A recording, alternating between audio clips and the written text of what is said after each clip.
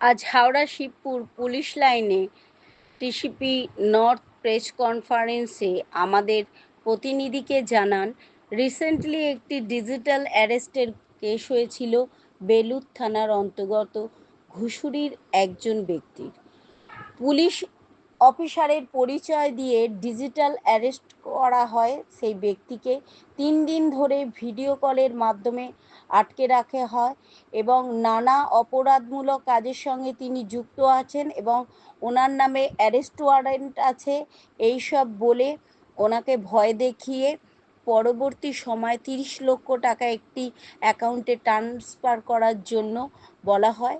উনি ট্রান্সফার করলে পরে কমিউনিকেশন সব কিছু বিচ্ছিন্ন হয়। প্রতারিত হবার পর ভদ্রলোক তিনি অভিযোগ দায়ের করেন। এরপরে সাইবার ক্রাইম বিভাগের দল দিল্লির নয়ডা থেকে কপিল কুমার নামে একজন ব্যক্তিকে অ্যারেস্ট করে। ঘন্টু গোপাল মণ্ডলের রিপোর্ট, জিএম নিউজ, হাওড়া। আটকে রাখা হয়। শুধু তাই না, ওনার কাছে আরও একটা নাম্বার থেকে কিছু ডকুমেন্ট পাঠানো হয়, হোয়াটসঅ্যাপে কিছু ডকুমেন্ট পাঠানো হয়। সেখানে আমাদের সুপ্রিম কোর্টের স্ট্যাম্প সিল ইত্যাদি ফেক করে দেখানো হয় যে ওনার নামে কোনো অর্ডার শিট হয়েছে, ওনার নামে ওয়ারেন্ট হয়েছে ইত্যাদি করে ফাইনালি ওনাকে একটা অ্যাকাউন্ট নাম্বার দেওয়া হয়, যে অ্যাকাউন্ট নাম্বারে ওনাকে 30 লক্ষ টাকা ট্রান্সফার করতে বলা হয়। 30 লক্ষ টাকা উনি ট্রান্সফার করেন। ট্রান্সফার করার পর তারপর সব কমিউনিকেশন বিচ্ছিন্ন হয়ে যায়। এই ঘটনাটা ঘটে 14 তারিখ। তারপর একদিন পরে উনি যখন রিয়েলাইজ করেন যে উনি প্রতারিত হয়েছেন, তখন 15 তারিখ উনি আমাদের সাইবার ক্রাইম থানায় আসেন এবং এসে আমরা এফআইআর লজ করি। সেটা হচ্ছে 6 লক্ষর একটু বেশি টাকা। সেটা সবার আগে তো আমরা ওটা এনসিআরপি পোর্টালে আপলোড করি, যেমন আমাদের নিয়ম। সেটা বাদ দিয়ে তখন আমরা যখন আপলোড করি, আমরা তখন দেখি অ্যারাউন্ড 6,17,000 টাকা ওই পোর্টালে অনুযায়ী ফ্রিজ হয়ে যায়। তো সেটা আমরা খুব তাড়াতাড়ি আমরা কোর্টের সাহায্য নিয়ে, কোর্ট থেকে অর্ডার করিয়ে, ব্যাংকের সাহায্য নিয়ে আমরা সেই টাকাটা ওনাকে অলরেডি আমরা ফেরত করে দিয়েছি। আর টাকা ফেরত বাদ দিয়েও বাকি আমাদের ইনভেস্টিগেশন চলতে থাকে। আমরা যেটাকে ফার্স্ট লেয়ার বলি, ফার্স্ট লেয়ার মানে ভিকটিমের থেকে যে টাকাটা প্রথম যার কাছে গেছে, সেখানে আমরা সবার আগে আসামের একটা অ্যাকাউন্ট পাই। আমরা আসামের একটা অ্যাকাউন্ট পাই। সেই অ্যাকাউন্টের কেওয়াইসি ধরে আমাদের ইনভেস্টিগেটিং অফিসার, আমাদের সাব ইন্সপেক্টর আছে আক্তার খুব ভালো কাজ করেছে এই কেসটায়। আক্তার সবার আগে আসামে ট্রাই করে। তো সেখানে গিয়ে দেখা যায় যে যার অ্যাকাউন্ট আছে তার বিন্দুমাত্র নলেজও নেই যে তার অ্যাকাউন্ট ব্যবহার করে এই ফ্রডটা হচ্ছে। তারপর নেক্সট যেটা দেখা যায় সেটা হচ্ছে লেয়ার 2।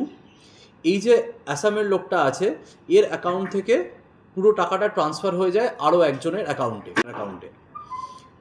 আর তার অ্যাকাউন্টে কিন্তু এই ডিসপিউটেড অ্যামাউন্টের কিছুই পড়েছিল না। তো যখন এই 20 লাখ টাকা ট্রান্সফার হয়, সেটা যার অ্যাকাউন্টে ট্রান্সফার হয় সেটাই হচ্ছেন এই কপিল কুমার।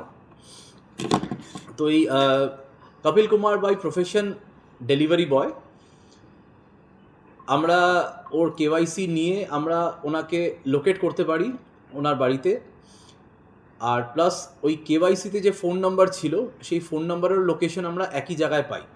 তো এটা থেকে আমরা কনফার্ম হয়ে যাই যে মানে কপিল কুমার ওখানেই আছেন, এবং সেটা ধরে আমাদের টিম রেড করে কপিল কুমারকে অ্যারেস্ট করে।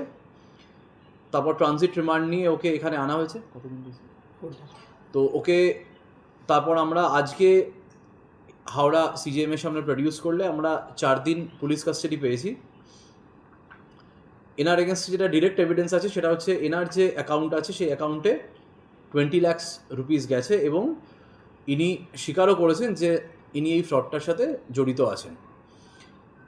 আমরা বাকি ইনভেস্টিগেশন করছি, আর আমরা চেষ্টা করব যে বাকি যে টাকাটা আছে সেই টাকাটা যত তাড়াতাড়ি সম্ভব যাতে আমরা ভিকটিমকে রিটার্ন করতে পারি। অ্যারেস্ট হয়েছেন গৌতম বুদ্ধনগর থেকে, নয়ডা। স্যার, এদের সঙ্গে আর কেউ জড়িত আছে?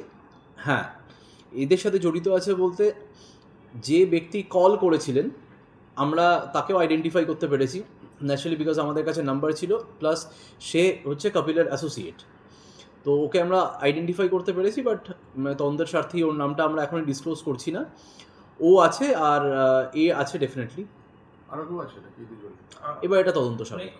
এনাদের যে মাথা কেউ কে অ্যারেস্ট হয়েছিল কপিল ছাড়া? না, এই কেসে আপাতত কপিলি অ্যারেস্ট হয়েছে। বলুন। তো বাকি একটা 6,17,000 টাকার আছে ওই হ্যাঁ। টাকাটা কি দেবো? 6,17,000 হচ্ছে এই 20 লক্ষ টাকাটা যেটা চলে গেছে, যেটা আমরা সবসময় সব অ্যাওয়ারনেস ক্যাম্পে গিয়ে বলি যে যত তাড়াতাড়ি আপনি বুঝতে পারবেন যে আপনি সাইবার ফ্রডের শিকার হয়েছেন, তত তাড়াতাড়ি আপনি যদি আমাদেরকে অ্যাপ্রোচ করেন, তাহলে টাকাটা একটা হোল্ড হয়ে যাওয়ার ব্যাপার থাকে।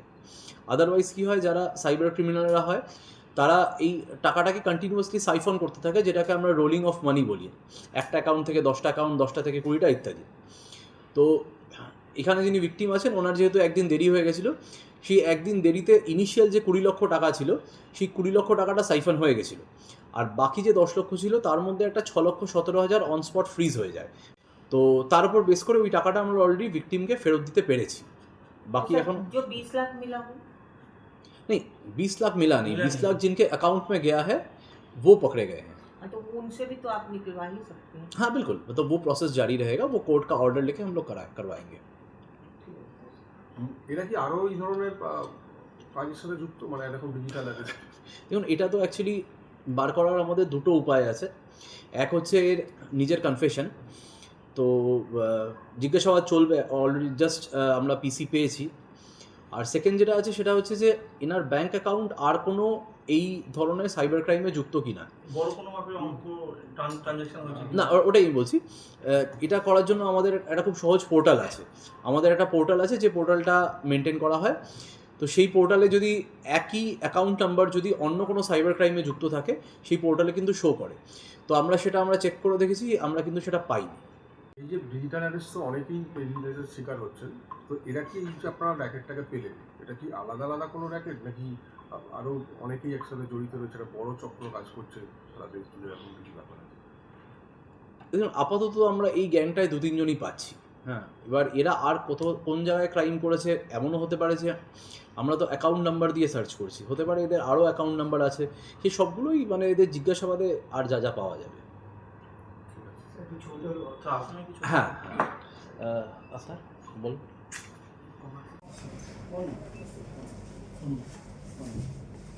বসুন। শুধু পাচ্ছিস ওই গেল দুই দিক থেকে দে